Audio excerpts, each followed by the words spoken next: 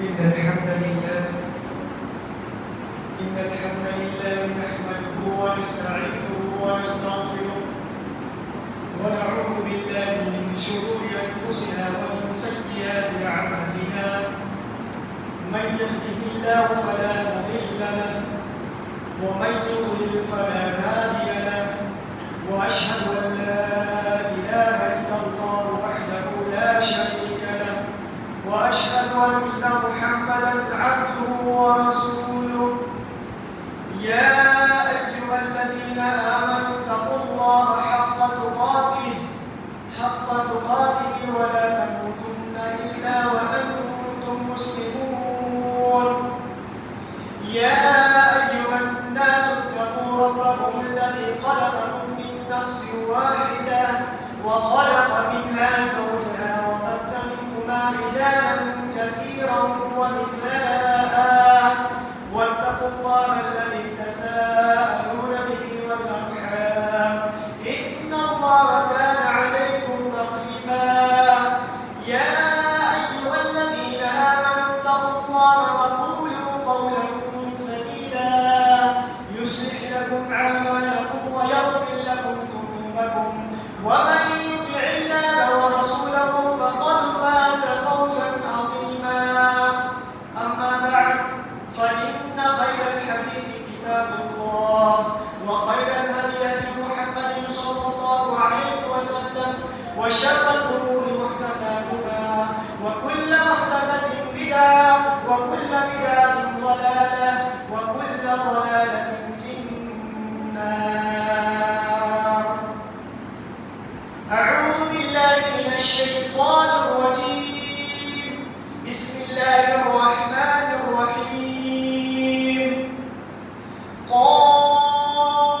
قاف والقرآن المجيد بل عجبوا أن جاءهم منذر منهم فقال الكافرون هذا شيء عجيب أإذا متنا وكنا ترابا ذلك رجع بعيد قد علمنا ما تنقص الأرض منهم وعندنا كتاب حفيظ بل كذبوا بالحق لما جاءهم فهم في أمر مريج أفلم ينظروا إلى السماء فوقهم كيف بنيناها وزيناها وما لها من فروج والأرض مددناها وألقينا فيها رواسي وأنبتنا فيها من كل زوج بهيج تبصرة وذكرى لكل عبد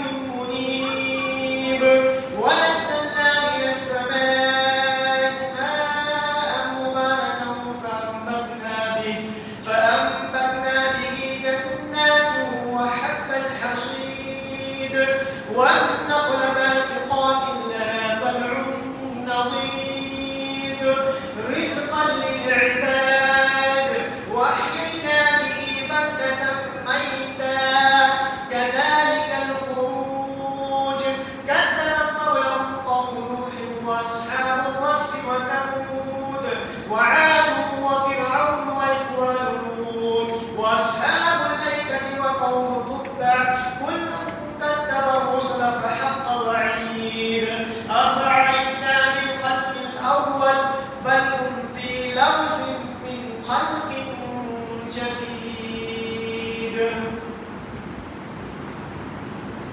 قال الله تعالى في القرآن المجيد والفرقان الحكيم يا أيها الذين آمنوا اتقوا الله ولتنظر نفس ما قدمت لغد وقال الله تعالى في موضع آخر وللآخرة خير وأبقى. حاضرين جمعة معزز سامعين وسامعات نوجوان ساتھیوں معصوم بچوں، پردہ نشین خواتین اسلام، ہر قسم کی تعریف، توصیف، کبریائی و بڑائی اس اللہ رب العالمین کے لیے لائق و دیبا ہے جو ہمارا خالق، مالک اور پالنہار ہے۔ بارہو درود و سلام ہو تمام انبیاء کرام علیہم الصلاۃ والسلام پر، بالخصوص بالعموم آخری نبی جناب محمد مصطفیٰ صلی اللہ علیہ وسلم۔ اللہم صلی علی محمد۔ محترم سامعین، آج اس جمعے کے اندر جس موضوع، جس عنوان، جس ٹاپک پر آپ کے سامنے گفتگو کروں گا، تقریر کروں گا، وہ ہے فکر آخرت۔ محترم سامعین، انسان اس دنیا میں ایک مسافر کی حیثیت رکھتا ہے۔ انسان کی زندگی کا ہر مرحلہ، ہر موڑ اسے ایک ایسے سفر کی طرف لے جا رہا ہے جس کا اختتام، جس کا خاتمہ موت پر نہیں بلکہ ایک نئی زندگی، دائمی زندگی، ہمیشہ ہمیشہ باقی رہنے والی زندگی کے آغاز پر ہوتا ہے۔ اور اسلام ہمیں بار بار یہ یاد دلاتا ہے کہ جس دنیا کے اندر ہم نے تم کو بھیجا ہے، یہ دنیا کی زندگی عارضی ہے، وقتی ہے۔ دنیا کی خوبصورتی عارضی ہے، دنیا کی رونق، دنیا کے اندر بسنے والے لوگ، دنیا کی چمک دھمک، یہ ساری کی ساری چیزیں زائل ہو جانے والی ہے، ختم ہو جانے والی ہے، فنا ہو جانے والی ہے۔ دنیا کی زندگی عارضی ہے، موت کا ایک جھٹکا تمہیں عارضی دنیا سے نکال کر آخرت کی زندگی کی طرف لے جائے گا۔ وہ آخرت ہمیشہ باقی رہنے والی ہے، یہی بات حقیقت پر مبنی ہے۔ فکر آخرت یعنی آخرت کی فکر کا مطلب کیا ہے؟ انسان اس دنیا میں ایسی بات بولے، ایسا عمل کرے یا اپنی معاملات کو، اپنی عبادات اور اخلاق کا جائزہ اس احساس کے ساتھ کرے کہ ایک دن اسے اللہ تعالیٰ کے پاس حاضر ہونا ہے، اپنے معاملات کا، اپنی عبادت کا، اپنے اخلاق و کردار کا، اپنی عمل کا حساب دینا ہے۔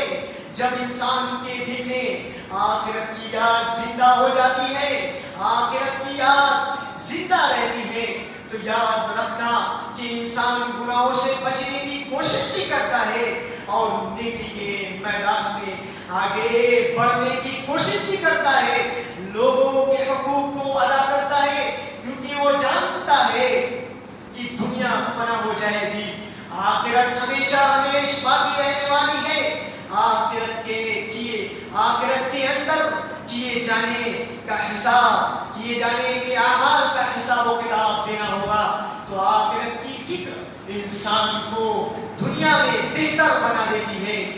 میرے دوستوں اور اسلامی بھائیوں، انسان اس دنیا میں، اور آج کی یہ دنیا اور دنیا کے لوگ بڑے مصروف ہیں، دنیا کی مصروفیات اور خواہشات اور مادی ترقیات میں لوگ ڈوبے ہوئے ہیں۔ تو ایسے حالات میں، ایسے دور میں، ایسے زمانے میں میرے بھائیوں، فکر آخرت کی ضرورت پہلے سے اور زیادہ بڑھ جاتی ہے، اس لیے آپ دیکھیں قرآن مجید کے اندر مختلف انداز میں اللہ کے نبی صلی اللہ علیہ وسلم کے حدیث مبارکہ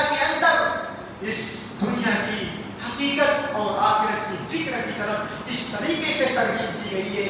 کہیں اللہ تعالیٰ نے فرمایا دنیا کی ساری چیزیں فنا ہونے والی ہے.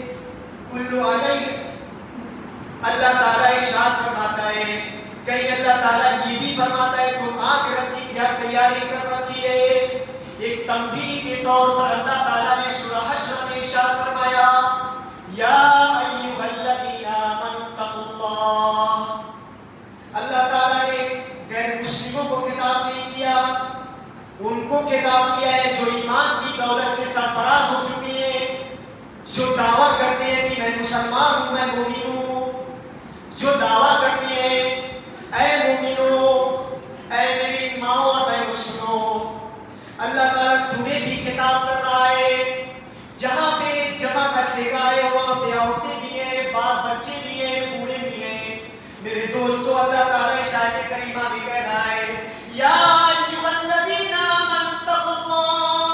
اے مومنو اللہ سے ڈرو, اے امت محمدیہ کے لوگوں اس اللہ سے ڈرو جس نے تمہیں پیدا کیا ہے, جس نے تمہیں پیدا کیا ہے اس اللہ سے ڈرو. آگے فرمایا وَلْتَنْظُرْ نَفْسٌ مَا قَدَّمَتْ لِغَدٍ, اور ہر شخص دیکھے, ہر شخص اس کی فکر ہونی چاہیے کہ آخرت کے لیے کیا تیار رکھا ہے, کیا تیاریاں کر رکھی ہے, آخرت کے لیے کیا آگے بھیج رہا ہے, کیا عمل کر رہا ہے. میرے دوستوں اور اسلامی بھائیوں, اس آیت کریمہ میں یہ آیت آخرت کی فکر کا, آخرت کی فکر کا احساس دلاتی ہے اور یہ پیغام دے رہی ہے مسلمانوں کو, اے مسلمانوں آخرت کی فکر کرو. آئیے میں اسی حوالے سے ایک واقعہ ذکر کر رہا ہوں. صحیح بخاری اٹھائیے. حضرت ابوبکر صدیق رضی اللہ تعالیٰ عنہ کو کون نہیں جانتا ہے, وہ اسلام کے سب سے پہلے خلیفہ ہیں, یادگار ہے, نبی صلی اللہ علیہ وسلم کی یادگار ہے, دوست آئے نبی صلی اللہ علیہ وسلم کے دوست آئے. وہ ایک مرتبہ کا واقعہ ہے, ان کا ایک غلام تھا, وہ غلام کچھ کما کرتا تھا. حضرت ابوبکر اس کو کھانے میں اس سے پہلے سب سے پہلے سوال کرتے کیا یہ حلال کمائی ہے, تو روزانہ پوچھتے. ایک مرتبہ وہ غلام کا آنت گڑی ہوئی. صحیح بخاری کے الفاظ کہن تو یعنی اس نے کہانت گڑی تھی. مورخین نے تاریخ لکھنے والے نے لکھا ہے اس نے ایک عورت کے پیٹ, ایک عورت کو دیکھا, اس کے پیٹ کو دیکھا اور اس آدمی سے جس کی عورت تھی اس سے کہہ دیا تمہارے بچہ پیدا ہونے والا ہے, بیٹا پیدا ہونے والا ہے. صحیح معنی میں کچھ دن کے بعد اس کو بیٹا پیدا ہوتا ہے, بڑی خوشی ہوتی ہے, بڑا خوش ہوتا ہے وہ آدمی.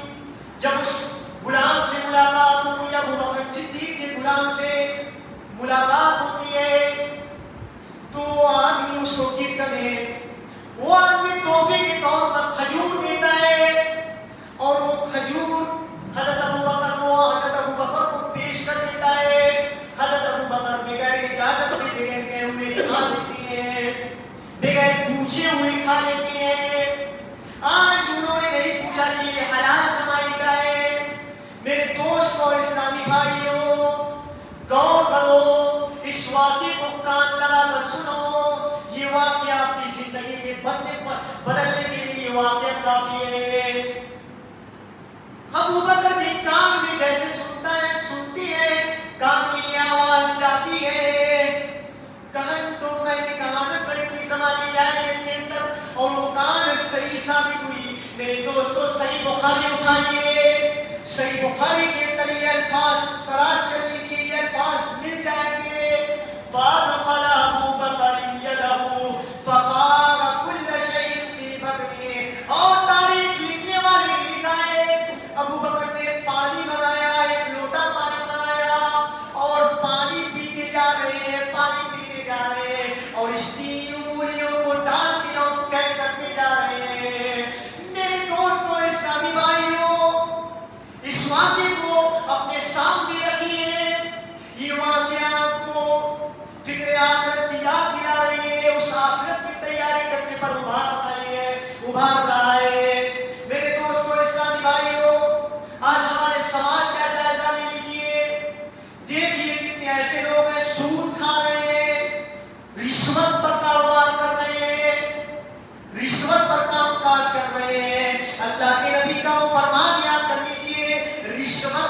والا اور دینے والا اور لکھنے والا سب کے سب جانتا نہیں ہے۔ میرے دوست اس حدیث کے باوجود ایک مسلمان کیسے گوارا کر لیتا ہے سودی کاروبار کر رہا ہے؟ میرے دوستوں اسلامی بھائیوں، لوگوں کے حقوق کو مار کر بیٹھا ہوا ہے۔ اس واقعے کو اندازہ، اس واقعے کو اپنے سامنے رکھیے اور اپنے آپ کو توڑیے کہ حضرت ابو بکر صدیق کو جنت، دنیا میں جنت کی بشارت دے دی گئی ہے اور ان کو ڈر ہے، اس آخرت کی فکر کر رہے ہیں۔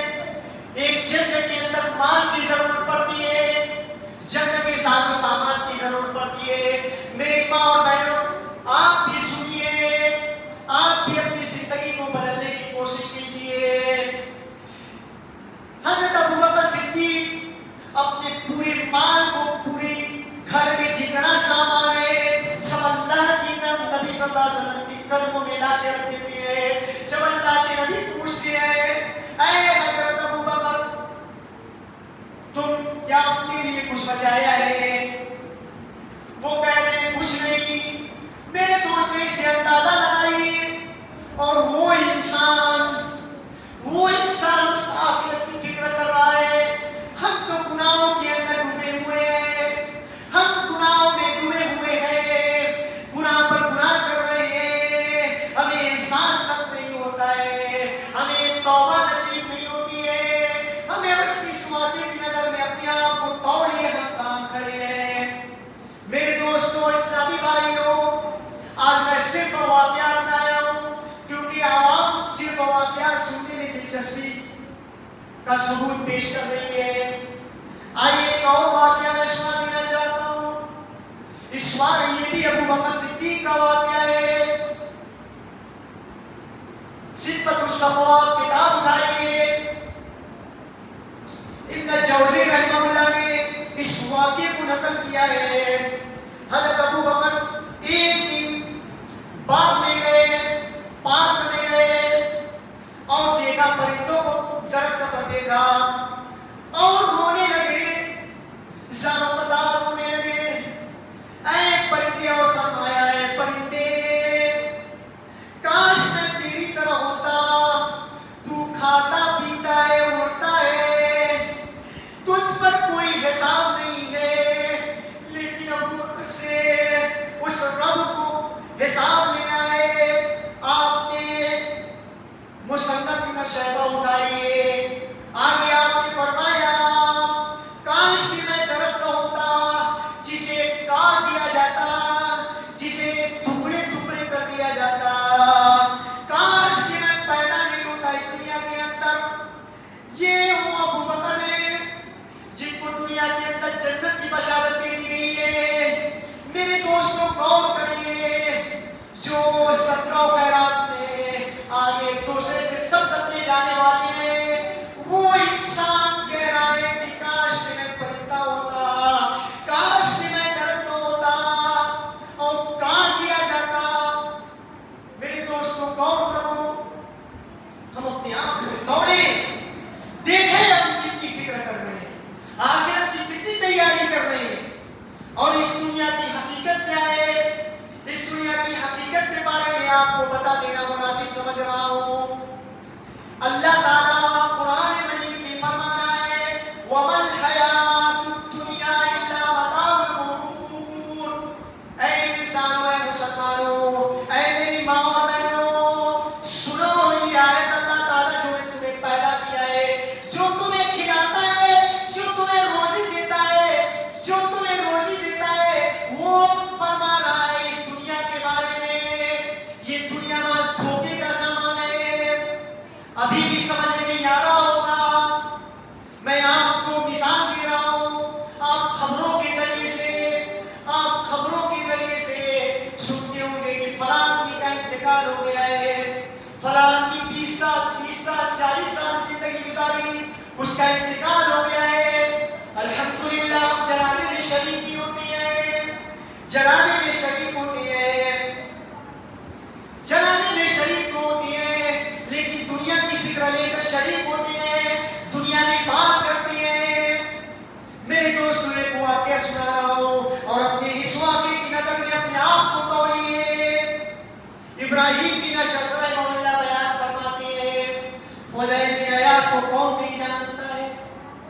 فضیل بن عیاض یہ ڈاکو تھے، بہت بڑے ڈاکو، اور اس کے بعد وہ جب اسلام لائے، توبہ کر دیا، اس کے بعد کا واقعہ ہے۔ یہ واقعہ سنیے اور سوچیے کہ ہم بھی جنازے میں شریک ہوتے ہیں تو ہم دنیا کی بات کرتے ہیں، ہم دنیا کی فکر کرتے ہیں، اپنی اولاد کی فکر کو لے کر چلتے ہیں، جنازے کے پیچھے جاتے ہیں کہ اولاد کو میں اولاد کے لیے کیا کروں، کیسے وہ سکون کی زندگی دنیا کے اندر گزارے۔ آئیے اس واقعے کو سنیے اور دل کی گہرائیوں سے سنیے، دل اور دماغ کو حاضر رکھیے اور یہ عہد کر لیجیے اس واقعے کے سننے کے بعد صرف سننا نہیں ہے، آپ عمل کر لیجیے گا تو انشاءاللہ دنیا میں بھی کامیاب ہو جائیں گے، دنیا میں بھی کامیاب اور آخرت میں بھی کامیاب۔ اس واقعے کو سنیے۔ ہم جب بھی ابراہیم بن اشرف رحمہ اللہ بیان کرتے ہیں، ہلیۃ الاولیاء ابو نعیم اصفہانی کی کتاب اٹھائیے، میں دلیل بھی دے رہا ہوں، الحدیث کا یہ کتاب ہے، وہ بزرگ نہیں کہتا ہے، وہ دلیل سے پیش کرتا ہے، کتابوں کا حوالہ دیتا ہے، یہی تو الحدیث کی خاصیت ہے، اور دوسرے لوگوں کی خاصیت یہ نہیں ہے، وہ ایسے ہی بیان کر کے صحیح حدیث بیان کر کے چلے جاتے ہیں۔ بہرحال بات تو اسی طرف جا رہی ہے، اس واقعے کو سنیے۔ ہم جب بھی فضیل بن عیاض کے ساتھ کسی جنازے میں جاتے، فضیل بن عیاض مسلسل لوگوں کو نصیحت کرتے ہوئے چلتے ہیں، اللہ کی یاد کرتے رہتے اور روتے رہتے اور روتے ہیں۔ میرے دوستوں اسلامی بھائیوں، وہ روتے یہاں تک کہ ایسا محسوس ہوتا ہے جیسے وہ اپنے ساتھیوں سے رخصت ہو رہے ہیں اور آخرت کی طرف روانہ ہو رہے ہوں۔ میرے دوستوں اسلامی بھائیوں، یہ فضیل بن عیاض دیکھیے، دنیا کو سائڈ کرا دیا ہے، اولاد کی فکر کو سائڈ کرا دیا ہے، لے کر ساتھ جا رہے ہیں تو آخرت کو لے جا رہے ہیں، آخرت کی فکر کے ساتھ اس جنازے میں شریک ہو رہے ہیں۔ میرے بھائیوں، ابھی بھی سمجھ نہیں آ رہا ہے تو ایک اور مثال دے کر سمجھا رہا ہوں۔ آپ کے گھروں میں آپ کے والد 70 سال کی عمر ہو گئی ہے، 60 سال کی عمر ہو چکی ہے، ان کا موت کا وقت آ چکا ہے، اللہ تعالیٰ روح قبضہ کر لی، آپ اس وقت بہت روتے ہیں اور روتے ہیں، چلاتے ہیں، اور اس کے بعد چندری نماز پڑھ لیتے ہیں، لگتا ہے کہ کتنے بڑے متقی ہو گئے ہیں، پھر اس کے بعد نماز چھوٹنی شروع ہو جاتی ہے، نماز چھوڑنا شروع کر دیتی ہے۔ میرے دوست اور اسلامی بھائیوں، اس واقعے کو،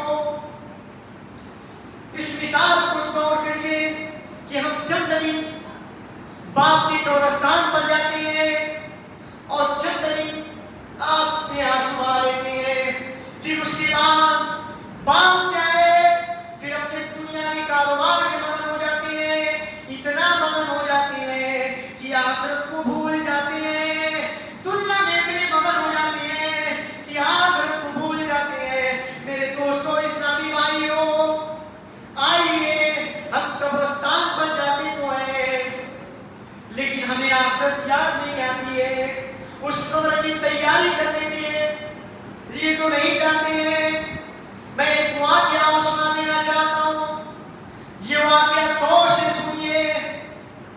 یحییٰ بن ایوب خراسان کے ایک قبرستان، اس راستے پر بیٹھ جاتے ہیں جہاں سے پوری قبرستان کا نظارہ دیکھ رہے ہیں، ٹوٹی ہوئی قبروں کو دیکھ کر اپنی موت کو یاد کرتے ہیں، اور کب رات کے تیاری سے جب آپ لوگ سوئے رہتے ہیں، جب آپ سوئے رہتے ہیں، اس وقت وہ بندہ قبرستان جا رہا ہے، اپنی موت کو یاد کر رہا ہے۔ میرے مسلمان بھائیوں، میری ماں اور بہنوں سنو، وہ یحییٰ بن ایوب دیکھتے ہیں قبرستان میں ایک آدمی قبر کے پاس کھڑا ہوا ہے اور کمبل سے لپیٹا ہوا ہے، جس طرح میری ماں اور بہنیں گھونگھٹ باندھتی ہیں، ویسے ہی کمبل سے اپنے پیشانی سے لٹکایا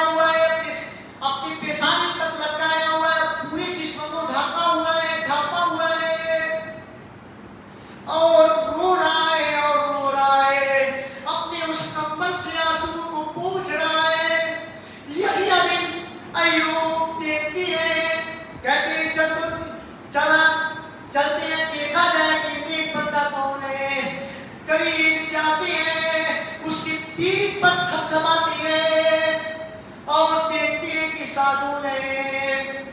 میرے دوستو اسلامی بھائیوں، وہ رات کے اندر قبر کی زیارت کر رہا ہے اور اس ٹوٹی ہوئی قبروں کو دیکھ کر اپنی موت کی یاد کر رہا ہے، اپنی قبر کی تیاری کر رہا ہے۔ میرے دوستو اسلامی بھائیوں، جب سادون نامی شخص نے یحییٰ بن ایوب کو دیکھا تو کہا اے یحییٰ بن ایوب، تم بھی اس قبرستان میں موجود ہو، ہم بھی موجود ہیں، چلو مل کر ہم دونوں اس دن کو یاد کرتے ہیں جس دن ہمارے نامہ اعمال پیش کیے جائیں گے۔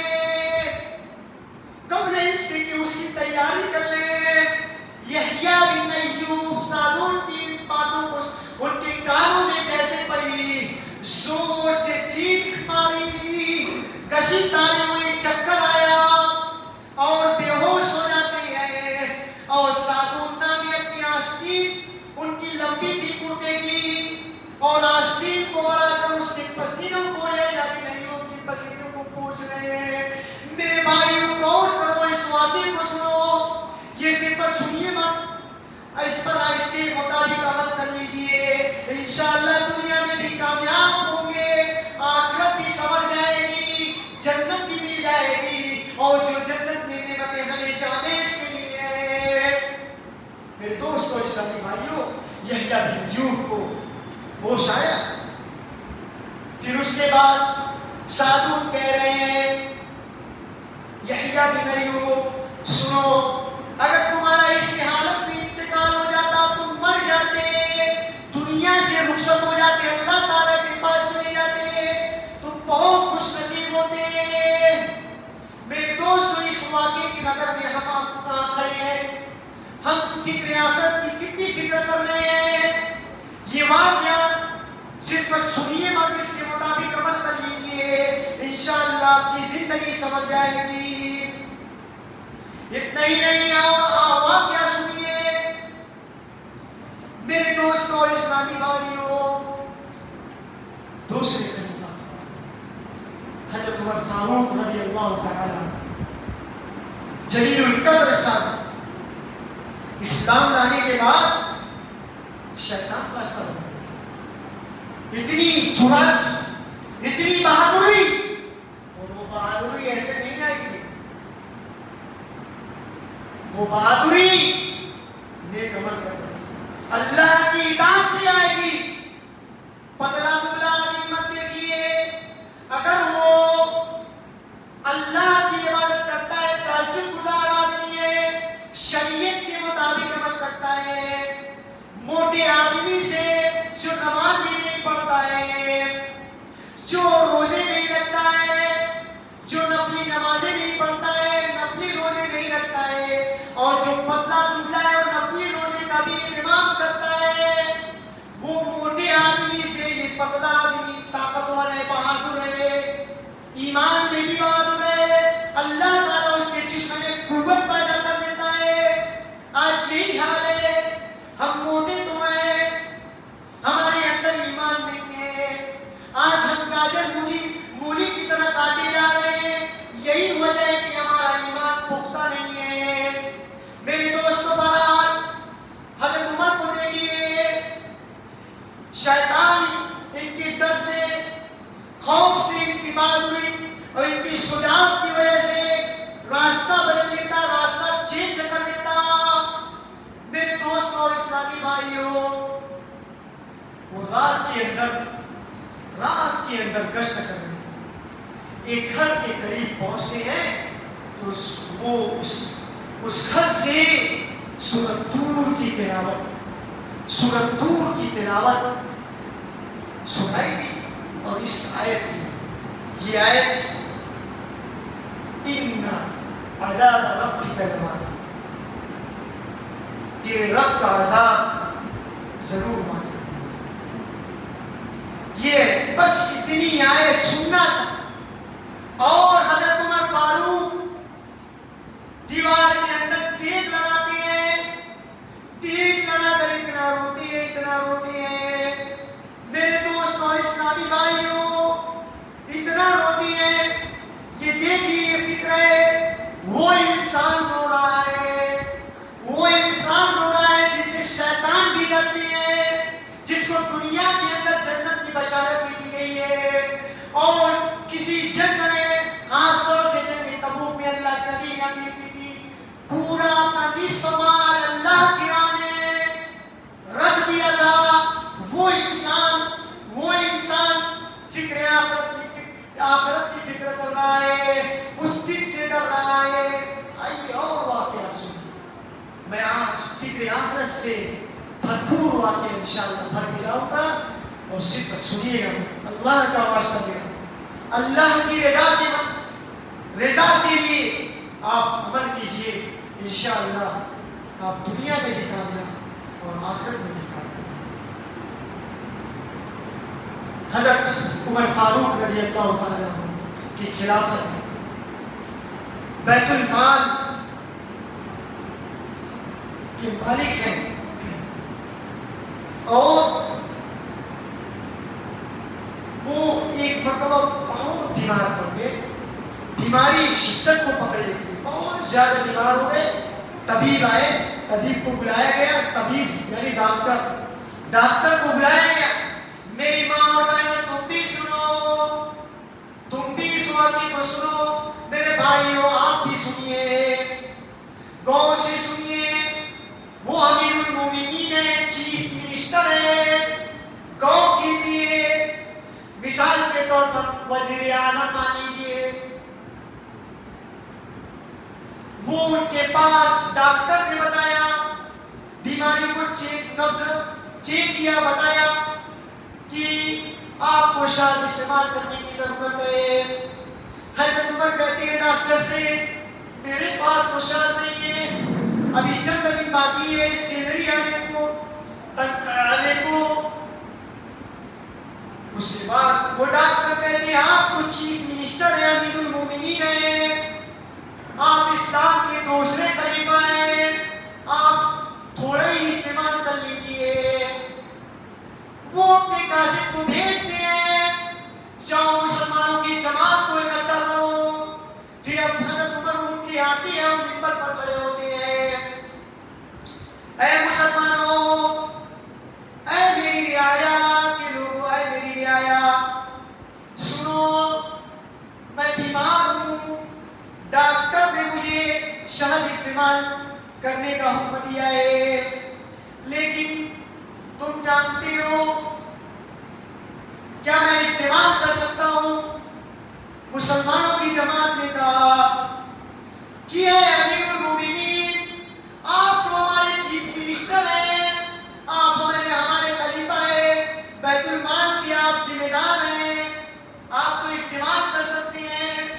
میرے دوست اور اسلامی بھائیوں، وہ کہتے ہیں اس جملے پر غور کرو، اے سود کھانے والے سنو، اے لوگوں کے حقوق کو مارنے والے سنو،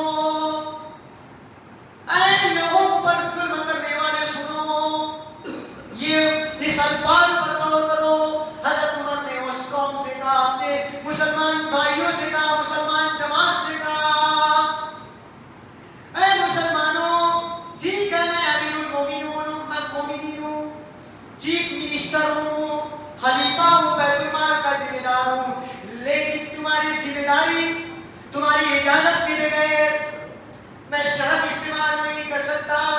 اگر استعمال کر لیتا ہوں تو اس رب کو کیا منہ دکھاؤں گا، اس رب کو کیا جواب دوں گا؟ اے رشوت پر کام کرنے والوں سوچو، اللہ کے نبی نے آپ کے بارے میں کہہ دیا ہے، رشوت لینے والا، رشوت دینے والا، رشوت کے بارے میں لکھنے والا، رشوت کا مشورہ دینے والا، اس میں جو لوگ تعاون کرتے ہیں وہ سب کے سب جہنمی ہیں۔ اس کے باوجود ہمیں اس دن کو یاد کریں جس دن ایک اور واقعہ سنا کر میں اپنی بات کو ختم کروں گا، اور یہ مسجد والوں کے ذمہ دار کے بارے میں ہے، غور سے سنو، صدر کے بارے میں ہے، اس منبر کے بارے میں ہے، عمر بن عبدالعزیز پانچویں خلیفہ ایک کام لگا کر سنیے، میں اس پیغام کو پورے ہندوستان، پوری دنیا پہنچانا چاہتا ہوں۔ اس مسجد تک تھا، مسجد والے کو لوگ خاص طور سے پہنچنا چاہیے۔ اس واقعے کو سنیے، عمر بن عبدالعزیز جب خلیفہ بنے، رات میں اتنا روتی ہے، اتنا روتی ہے، اتنا روتی ہے کہ ان کی بیوی ان کی وجہ رونے کی وجہ پوچھتی ہے، وہ کہتے ہیں اتنا روتی ہے، وہ جواب دیتی ہے۔ میرے دوستوں اور اسلامی بھائیوں، غور کیجئے، رونے کی وجہ بتا رہے ہیں کہ میں خلیفہ ہوں، میرے رعایا میں یتیم بھی ہے، غریب بھی ہے، اور ایسے لوگ بھی ہیں جو بھوکے بھی ہیں۔ میرے دوستوں اور اسلامی بھائیوں، مسجد کے ذمہ داروں، مسجد کے صدر، سنیے اس واقعے کو کہ وہ جواب دے رہے ہیں، اپنی بیوی کو جواب دے رہے ہیں، میرے رعایا میں یتیم بھی ہے، بیوہ بیوی بھی ہے، اور ایسے لوگ بھی موجود ہیں جو بھوکے ہیں۔ میرے دوستوں اور اسلامی بھائیوں، اے مسجد کے کمیٹیوں، اے مسجد کے نظام چلانے والوں، سنو، اس واقعے کو سنو۔ میں بار بار اس میں توجہ دلا رہا ہوں کیونکہ بہت سارے لوگ ہوتے ہیں امام کے اوپر ظلم کرتے ہیں، مسجد کو اپنا غلام بنا بیٹھتے ہیں۔ ارے یہ مسجد کو نظام چلانے کے لیے ٹھیک ہے، آپ نے بلایا ہے، ٹھیک ہے، اذان دینے کے لیے، صفائی ستھرائی کے لیے، بیچارہ وہ مسجد میں رہتا ہے، پھر بعد میں جو لوگ آتے گئے وہ لائٹ آن کرتے ہیں اور نماز پڑھتے ہیں۔ ٹھیک ہے، نماز پڑھ لیجئے، کوئی منع نہیں ہے، نماز پڑھیے، پھر آپ نماز پڑھ کے اس کو آف نہیں کرتے۔ پھر اس کے بعد جو صدر دیکھتے ہیں، منبر دیکھتے ہیں، مؤذن کو ڈانٹتے ہیں، مؤذن پولیس آپ کی وجہ سے کام چھوٹتا ہے۔ آپ کی ذمہ داری ہے، ہر مصلی کی ذمہ داری ہے کہ وہ دیکھے، مسجد کی نگرانی کرے، صرف مؤذن اور امام کی ذمہ داری نہیں ہے۔ اس واقعے کو سنو، اگر قیامت کے دن اللہ تعالیٰ مجھ سے پوچھ لیا کہ اے عمر بن عبدالعزیز، تم نے ان کا حق کیوں نہ دیا، تو میں کیا جواب دوں گا؟ میرے دوستوں اسلامی بھائیوں، عمر بن عبدالعزیز کی اس قول پر غور کیجئے، اگر میرے رعایا میں بھوکے رہ جائے، کل قیامت کے لیے اس کا سوال نہ کر لیا جائے۔ ایسے صدر، اے مسجد کے ممبر، ایسے لوگ بھی موجود ہیں، ایسے امام بھی موجود ہیں، ایسے مؤذن بھی موجود ہیں جو بیچارے مقروض ہیں، ان کی تو تنخواہ بڑی کم ہوتی ہے، اس قرض کو ادا نہیں کر سکتے، لیکن آپ کو اللہ تعالیٰ نے صاحب ثروت بنایا ہے، آپ کو مال والا بنایا ہے، آپ اس سماج اور معاشرے کے امیر ہیں، مالدار ہیں، تو آپ ان کی مدد کیجئے۔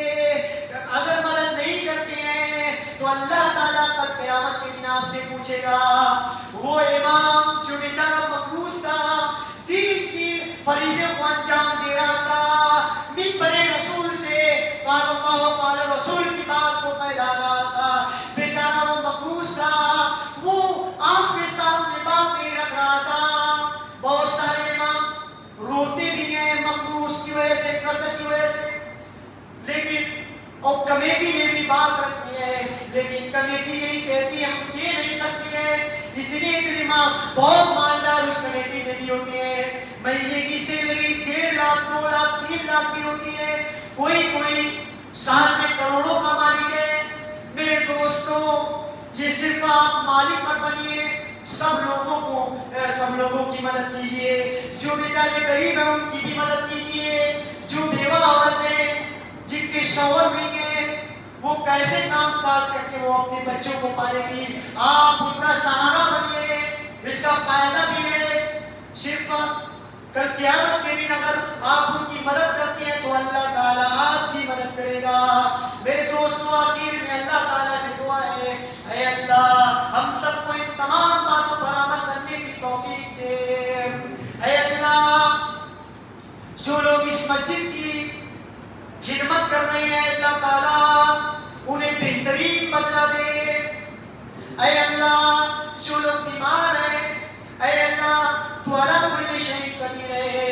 رحمان ہے، تو رحیم ہے، تو غفار ہے۔ اے اللہ تو جو کچھ کرتا ہے اگر تو کہہ دے کن فیکون وہ چیز ہو جاتی ہے۔ اے اللہ تو اس مریض کو شفا دے۔ اے اللہ جو مقروض ہیں اے اللہ ان کو قرض کے ادا کرنے کے لیے کوئی سبیل پیدا کر دے۔ آمین۔ محترم سامعین، میں اعلان کرنا چاہتا ہوں کہ فکر آخرت سے جوڑیے کہ آج ہمارے مسجدوں پر پروگرام رکھا جاتا ہے نوجوان کے لیے۔ اسی طرح مسجد عباد الرحمان کتا گودم میں 12 تاریخ بروز جمعہ عصر کی نماز سے لے کر 13 تاریخ مغرب تک اسی یہ نوجوان کے لیے ایک دینی پروگرام رکھا گیا ہے۔ اس لیے والدین سے گزارش ہے کہ وہ اپنے اولاد کو اس پروگرام میں ضرور بھیجیں اور ان کو دین کی باتیں سیکھنے کا موقع فراہم کریں، اور وہ جو ان کے اندر غلطی ہے، جو کمی ہے دین کے تعلق سے، وہ بچے اپنی کمی کو دور کریں۔ اس پروگرام میں بڑے بڑے علماء کرام اور معزز اور موقر علماء کرام جو کہ اسی تلنگانہ کے مشہور و معروف علماء کرام آ رہے ہیں، اور 13 تاریخ کو صبح 8 بجے سے لے کر مغرب تک نوجوان لڑکیوں کے لیے بھی پروگرام ہے۔ 13 تاریخ صبح 8 بجے سے لے کر مغرب تک، اور اسی میں رہنا ہے، اور اس میں کھانے پینے کا الحمدللہ انتظام بھی رکھا گیا ہے، بہت اچھا انتظام ہے۔ یہ میں بتانا چاہتا ہوں، اللہ تعالیٰ نے قرآن مجید میں کہا یا ایھا الذین آمنوا قوا انفسکم واہلیکم نارا، اے ایمان والو اپنے آپ کو جہنم کی آگ سے بچاؤ، اپنے آل و عیال کو جہنم کی آگ سے بچاؤ۔ ایک بہترین موقع ہے اپنے آپ کو جہنم کی آگ سے بچانے کے بعد اپنے اولاد کو اس پروگرام میں بھیجو، وہ بھی اپنے آپ کو جہنم کی آگ سے بچا سکے۔ اس لیے میں اپنی ماں اور بہنوں سے بھی کہوں گا اپنی بیٹیوں کو، اپنی بچیوں کو اس پروگرام میں ضرور، اور انشاءاللہ اس میں کچھ ذمہ دار ہو گئے یہاں پہ رجسٹریشن کرا لیجیے۔ رجسٹریشن کی فیس 200 روپے۔ آج دنیا سیکھنے کے لیے ہم 1000 روپیہ 2000 مہینے دیتے ہیں، لیکن صرف 200 روپیہ رکھا گیا ہے آسانی کے لیے، تاکہ لوگ زیادہ سے زیادہ فائدہ اٹھا سکیں۔ اس لیے میرے بھائیو زیادہ سے زیادہ اس میں شرکت کیجیے اور اس آخرت کی تیاری کیجیے۔ یہی سے اپنی باتوں کو ختم کرتا ہوں۔ آخر میں اللہ تعالیٰ سے دعا ہے اللہ تعالیٰ ہم سب کو اس میں زیادہ سے زیادہ شرکت کرنے کی توفیق دے۔ وآخر دعوانا الحمدللہ۔